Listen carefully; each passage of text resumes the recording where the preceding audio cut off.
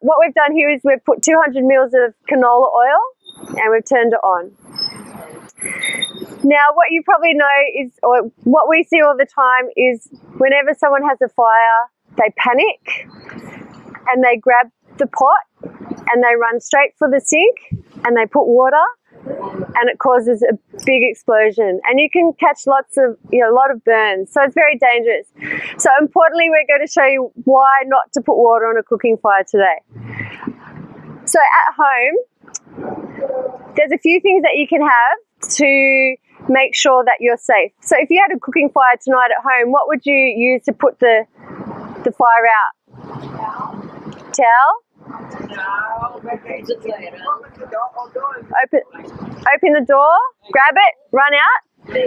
Yeah, probably not a good idea. If you ever have a fire on the stove, just stop. Don't touch it, okay? And I'm going to run this through.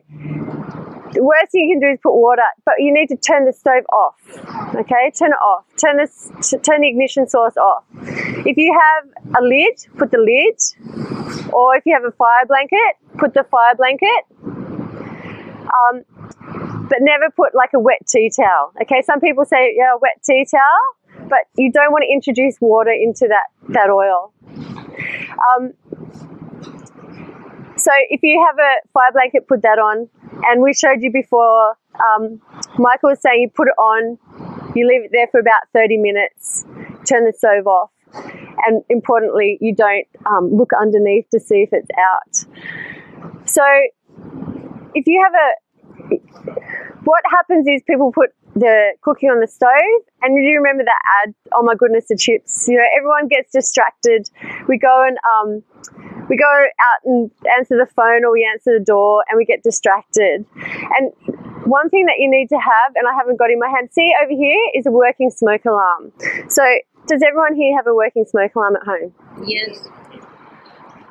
Okay, because if you don't, there's a at the moment, Fire and Rescue will come and install a free 10-year lithium battery smoke alarm.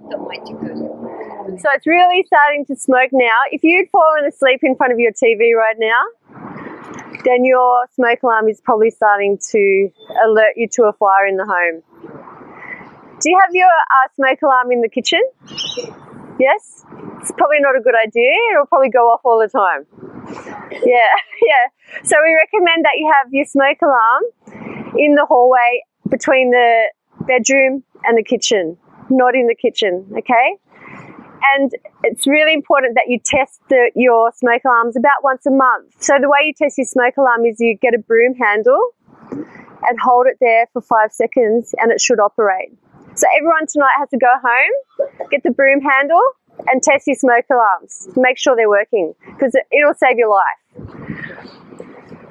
When you say working, it means it will start making that noise? Beg your pardon? When you put the broom, it will start making the noise? It'll start making the noise. So when you hold the broom there, it should start making the noise. If it doesn't, you need to either change the battery, or after 10 years you should change the whole smoke alarm. Even if it's hardwired, you want to check if it's powered by the electricity or the battery. So generally you replace the battery once a year. Actually, there are two types of smoke alarm. One you people say is better than the other. Yeah, so there we go. So this is what's happened. So the first thing you do, don't panic, turn the stove off. Now, if you've got something like a fire blanket or the lid, put the lid on, and that will put it out. Leave it there for 30 minutes, turn the stove off, and call the fire brigade. Okay, it doesn't cost you. Otherwise, if you take it off too early, it'll catch a light again. Slash Shazam. So importantly, now just be careful, there's a lot of heat here. The most important thing to do is make sure that you never put water on a cooking fire, because look what can happen.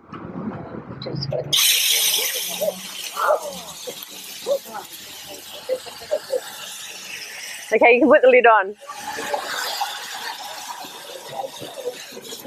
Okay. So you can say, oh, look, the fire was put out.